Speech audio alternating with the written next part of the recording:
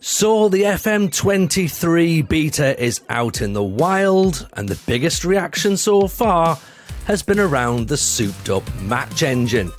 So we thought we'd speak to the lead engineer of said engine. It's Nic Madden, everyone. Hello, Nick. How you doing, Tony? I just proclaim if it was me programming the engine, you wouldn't have such a good match engine. well, we'll get to that in a minute. We'll obviously loyal listeners will of course will know Nick.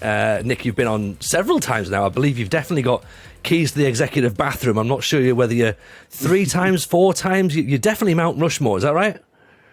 I hope so, yeah. I'm a proper friend of the show and listener of the show. And yeah, loving the new format as well.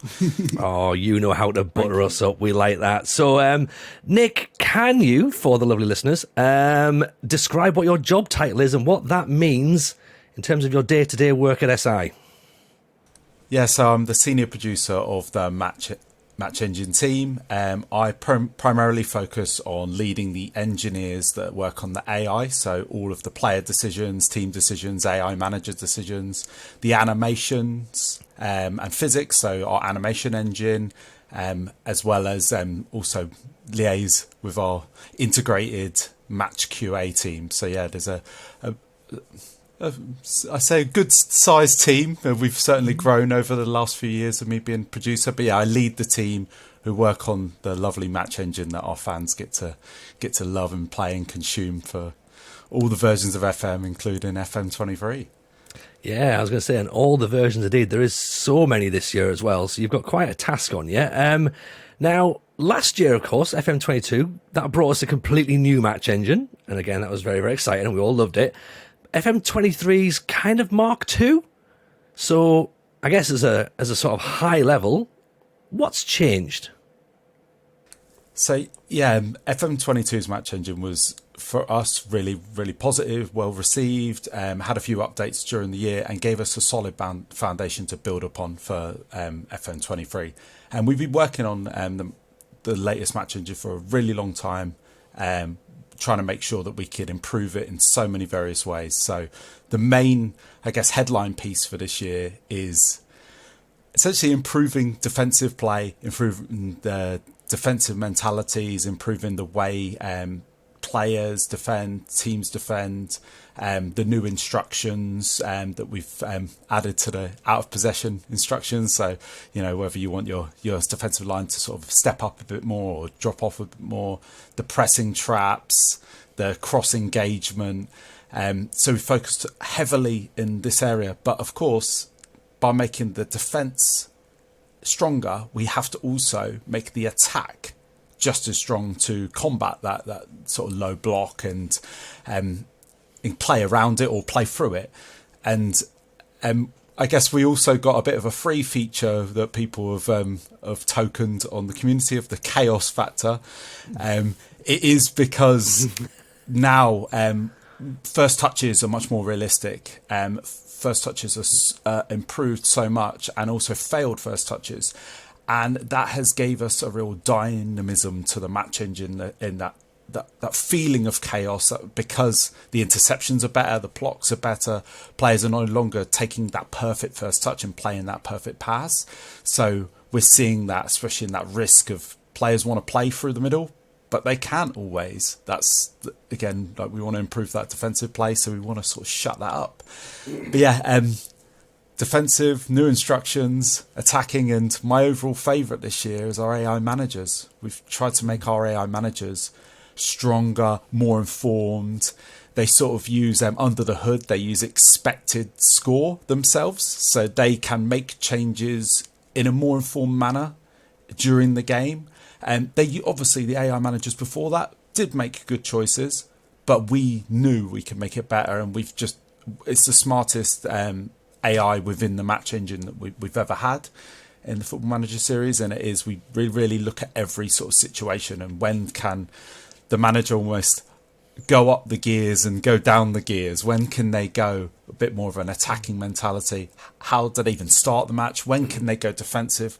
When they take a lead, what is our data telling us? And we want to try and replicate, real life managers and how they play. So, the data is so important, and we want to try and make them both realistic and also a bit more challenging to play.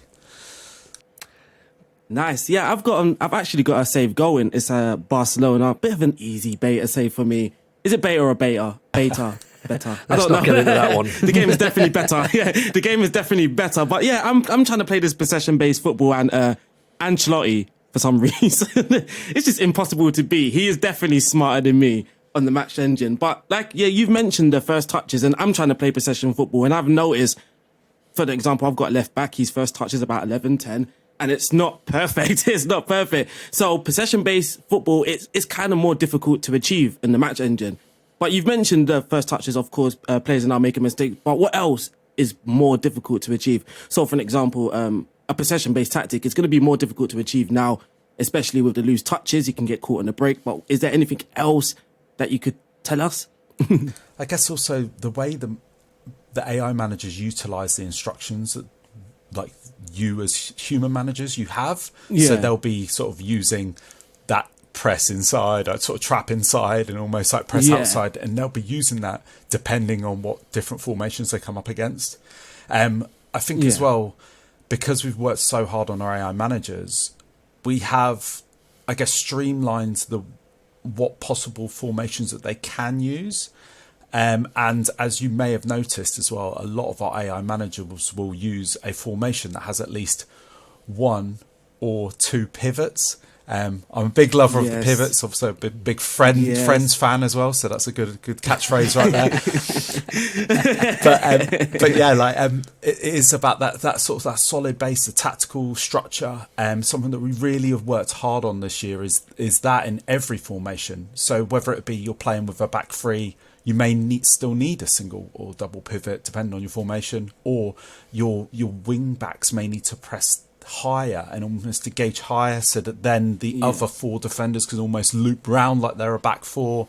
So we worked so hard on those, I guess, really, really small details, but you are seeing the sum of all of its parts. Like for us, that's maybe we have to go to that minute detail because it has to be context specific, formation specific, player role specific, attributes specific. Like we have to touch upon everything like that.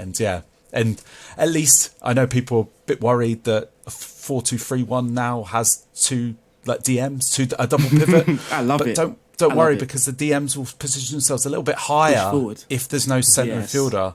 They'll still play like DMs, of course, but they'll position themselves a little bit higher. And same with the centre midfielders. Yeah. If there's no DM behind them, they will play a little bit deeper. But, of course, we want to encourage that pivot play because that's going to be so fundamental for our AI managers.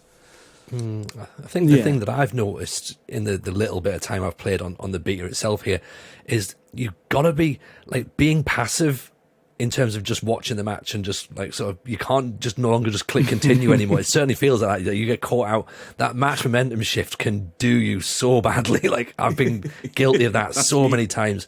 So I guess that sort of enhanced AI manager, I mean, obviously from my own perspective, slightly annoyed there, Nick. I mean, come on, you're making this game hard enough. Don't make it harder. This isn't fair. And I guess the other question, well, it's more of a question that's probably just for me, really. Why are my players stupid? Is it my players or is it me?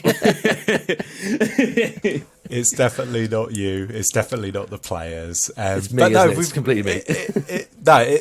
In reality, like I think that is exactly sort of what we want. We don't want that passive experience. So we want you to engage. We want you to up the mentality. We want you to feel like your formation changes are making, like they're working, or like you're changing one instruction. You want to feel like you want to feel like you're smart as a manager, but you also you have to fail to become better as a manager.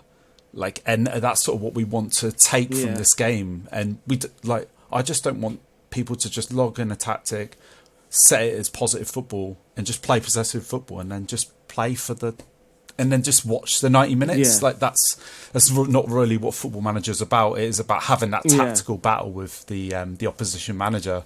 And yeah, I think PvP this year is going to be really, really interesting. I'm so looking forward to watching more content, especially from you guys online and you know, the whole community to see what then happens in those scenarios, because it just changes the dynamic. You have more team instructions to play with, and you also, the mentalities are different, so you've got to react to those as well. I'm with you on there, because obviously I share tactics, and already, like, I've only done 2 this season, and already there's a big difference. So last year it was that kind of one tactic is good for you to go, and then you should get good enough results anyway. This year I had to give people at least 2-3 different versions. There's always the main version, then there's the away version, then there's the mid-block version. And I feel, I enjoy that, because I enjoy the smart AI. It gets you to work your brain a little bit. And like you said as well, my save is kind of happening in the backwards. So first season, we won the league. Everything was all nice, all cushy. We're going into the second season with a smile on our face, and everything is just going wrong. So now we're just kind of like changing things. One thing that I have noticed when I was changing my tactics, I've changed my central midfielder to a Mazzala, and I've noticed this Mazzala is now overlapping my inverted winger, which I believe is something new, because I've never seen that before. Is there any other player improvements in roles that you can tell us about? For example, a winger as well, staying wider. Absolutely love that. Stretching defences. Yeah. You just called on 2 like of the big change. That's what I. Big changes. They are. I think that again, it's this. It's big changes for the community, and it's big changes for us in the sense that we look at every role every year and we're like, okay, is that playing the way the modern role would play? And we try and tie it to a single player. And the wingers staying wide. Centre midfielder on attack duty was obviously quite a phenomenon last year, but we've changed all attacking duties in the way they actually position themselves, because we needed to, I guess, have that more midfield balance when we knew we were going to have either a single pivot or a double pivot. So if you notice in a midfield three, sometimes one of your midfielders will be positioned slightly higher than the other. Say if you're playing like a 1DM, 2CM, they will actually be quite lopsided. And those are, and that isn't necessarily just role specific, it's also position specific, but behaviours as well. There are inverted wing backs who changed this year, of centre midfielders, Mazzalas, wingers, inverted wingers, inside forwards. Everything gets a fresh lick of paint every year. Even the sweeper keeper attack, it's just those, I guess, really important details. And that's what we always try and focus on every year, is that important. Like, it's important for everybody to feel like it's a new game. And the we iterate upon the same match engine and build upon it and continue. So we've gone through many versions this cycle, and our testing team has seen many versions of it. Some we've made the defense too good and there's no goals in games, like there's literally 1.5 goals per game, and sometimes we've made the attacking then too strong and there's been 3 or 4 goals per game, and so we work on the balance to make sure that then the simulation world is right. But you cannot improve defending without improving attacking. You cannot improve passing without improving interceptions. You cannot improve shooting without neglecting your goalkeepers. So exactly. So I say that as well. I try and keep that an open mind. Is obviously, people know me. I have my frustrations, and I always tell people my frustrations only come from losing. I'm a very, very bad, very bad loser. So absolutely agree. So I mean, it all sounds amazing. Don't get me wrong. It sounds fantastic, but it sounds very all encompassing. Now, of course, some of our listeners prefer things a bit lighter. They're quite casual. Possibly they'll just turn up and plug in. Like, would I was presuming the default formations and all that sort of stuff will still be fine. And you're not going to get massively overawed. You don't have to have a sort of sports science diploma to play. Definitely not. The tactical styles were created specifically for that first time user experience, and for the people who didn't really want to engage with tactics. I see Football Manager just as a game, as a fan, is really, you get your squad, you sign players, you train players, you pick your tactics, and you rinse and repeat. You play your match, and everything is that match day, and so that's your sort of core loop. And tactics is really important, but sometimes simple is better. Sometimes just taking the tactical style and just changing it a little bit, or almost just dialing up and down the mentalities is totally fine. And that is how a lot of our player base do enjoy that, and a lot of our player base also do just click on the tactical style and take that and move with it. I as a fan was surprised, and then me working on it and seeing the numbers and going, wow, okay, so obviously people must enjoy the tactical styles and see a sense of they work and they are doing what like we're trying to get them to do. And I think even we noticed that there wasn't as many people using the defensive styles in previous games, and people can not use something because either they don't like it or it's not effective. I have a feeling that not a lot of people love to play defensive football like me, and people want to play pretty football. So I understand that, but I also think that if we make it more effective, would more people use it? And that's what I'll be interested to see over the life cycle of Football Manager 23. Us making the low block better and stronger, and almost like you can consume the pressure, maybe offer some long shots, but not feel like it's a wave and a wave and a wave of attack, which is what I felt like it was in previous iterations of the game. And the AI or the attacking team were going to break you down sooner or later because it was just constant waves. Whereas this year, the counter-attacking has been potent, and we've worked on how players move in that counter-attack and when a counter-attack's triggered, because not every situation is a counter-attacking situation. So it's about context, and hopefully the people can just use the sort of counter-attacking fluid. I think it's fluid counter-attack as a style, and they can use it and they enjoy it. Yeah. Well, you're speaking to a pragmatic manager as well, Nick, so I'm over the moon that the defensive football is the way forward, potentially on this match engine, or at least is now another option. So I guess obviously full fat version of FM23 is due out, of course, on the 8th of November, just in case some of our listeners weren't aware. How is everyone in the studio feeling about it? I mean, I'm guessing this is like the most exciting, busy, frantic, sometimes possible time of year in the studio. Yeah, it's definitely the busiest time of year, because people are both really excited that the game goes out, but also you're very worried that the game is going out because you've worked on something for so long and not everybody's seen it.